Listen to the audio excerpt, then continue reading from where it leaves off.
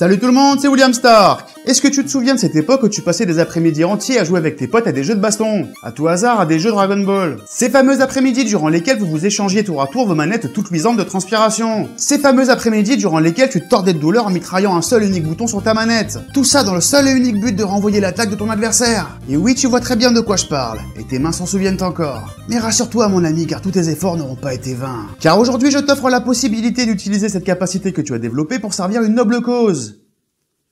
En mitraillant le bouton regarder une pub sur ma page Utip. C'est facile, c'est gratuit et ça me permet de gagner un petit peu de sous. Pas beaucoup mais c'est déjà ça. Le lien est dans la description. T'es au courant que ça fait quelques mois que Utip a supprimé cette possibilité? Ah bon? Bon, ceci étant, si tu estimes que mon travail mérite un petit quelque chose, et bah tu peux toujours me laisser un pourboire. Utip l'a pas supprimé ça. Non. Ça va. Aujourd'hui, je te présente une autre résine, et d'ailleurs à mes yeux la plus belle que je possède. La magnifique Kamehouse Master Roshi et ses apprentis imaginée par UC Studio. Limitée uniquement à 400 exemplaires produits à travers le monde, une superbe statue de 40 cm de longueur pour 40 de largeur et 30 de hauteur mettant en scène la rencontre de Krillin avec Kame Sennin et Goku. J'adore. Et c'est parti pour la suite de cette chronologie.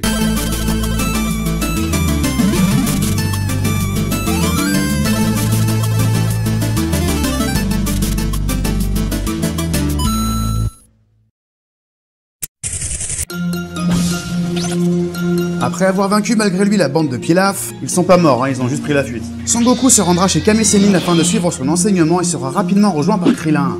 Un jeune enfant qui, comme Goku, est désireux d'apprendre les arts martiaux auprès du grand maître.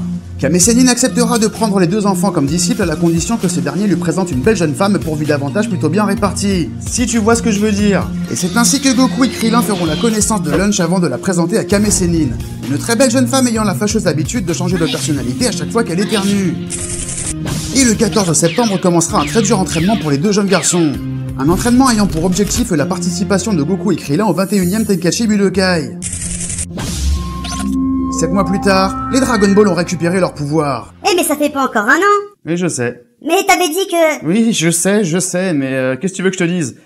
J'ai jamais dit que Dragon Ball était parfait, hein.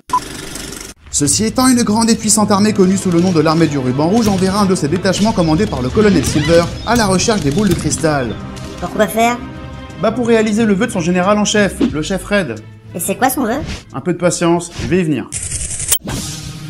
Leur entraînement étant terminé, Goku, Krillin et Kame Sennin quitteront Kamehouse, la maison de Kame Sennin, pour se rendre sur l'île Papaya, où se déroulera le 21e Tenkaichi Budokai. Et sur place, nos amis retrouveront Bulma, Oolong, Puer, mais aussi Yamcha qui participera au tournoi.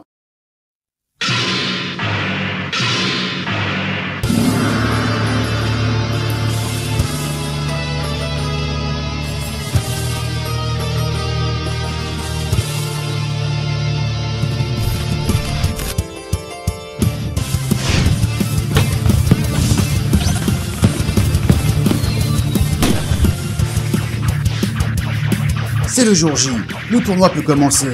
Notre petit groupe passera sans aucun souci les éliminatoires, mais au cours de combats de plus en plus difficiles, Yamcha et Krillin seront vaincus par un certain Jackie Chun. S'agissant en réalité de Kame Sennin s'étant inscrit au tournoi sous une fausse identité afin d'empêcher ses disciples de remporter le tournoi, et ainsi de les pousser à continuer de se perfectionner et à ne surtout pas attraper la grosse tête. Son Goku parviendra non sans mal à se hisser jusqu'en finale et sera ainsi confronté sans le savoir à son propre maître. Et au terme d'un long combat absolument magnifique, le jeune Saiyan sera vaincu et se lancera de nouveau dans la quête des Dragon Ball afin de retrouver la boule à 4 étoiles de son défunt grand-père adoptif.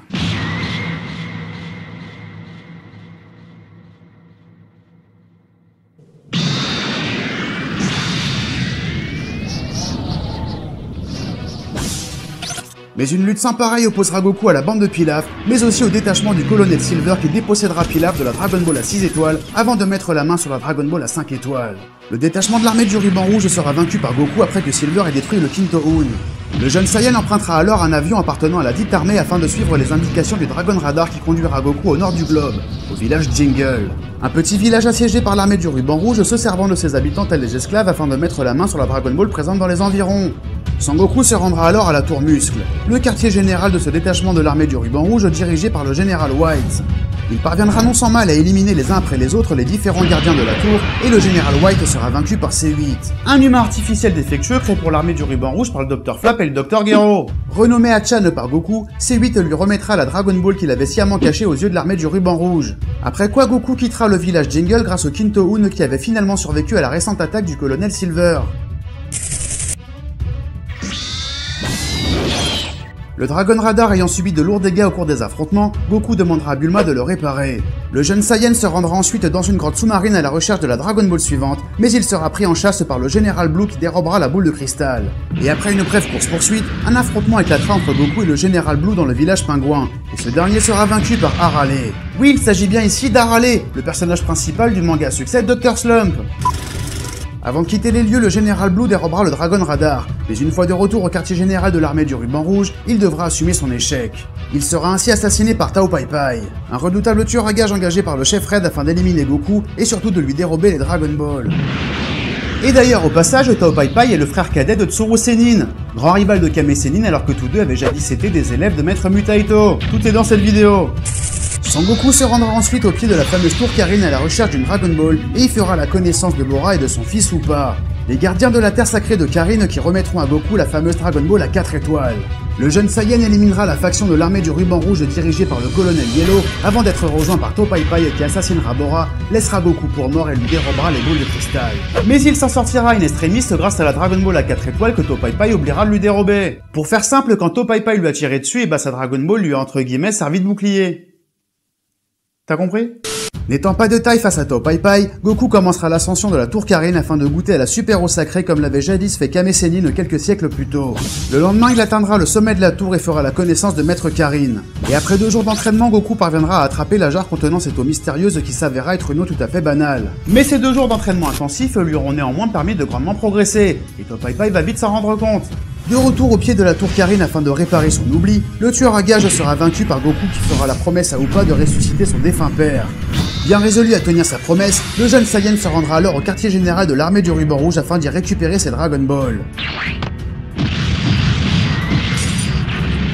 L'assistant du chef Red, l'assistant Black... Ah, il a pas de nom. L'assistant du chef Red éliminera son supérieur après que ce dernier lui ait révélé l'absurdité de son vœu. Bon, maintenant tu vas me dire c'était quoi son vœu au final? Devenir plus grand. Je sais pas quoi dire. L'assistant Black prendra alors la tête de l'armée mais sera éliminé par Goku qui annihilera totalement l'armée du ruban rouge. Mais ce fut sans compter sur le Dr Gero qui contre toute attente survivra.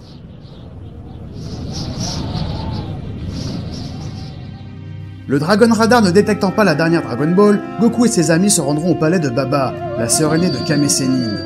Une voyante avide d'argent occupant un poste intermédiaire entre le monde des morts et celui des vivants. Mais n'ayant pas d'argent pour demander les services de Baba, nos amis devront surmonter plusieurs épreuves au cours desquelles Goku retrouvera son grand-père Sangohan revenu du royaume des morts pour l'occasion.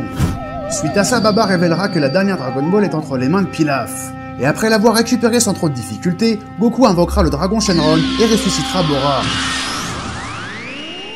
Suite à ça, le jeune Saiyan commencera son entraînement en vue du 22e Tenkaichi Budokai et commencera ainsi un tour du monde avec interdiction d'utiliser le Kinto-Un. Merci Kame Sennin.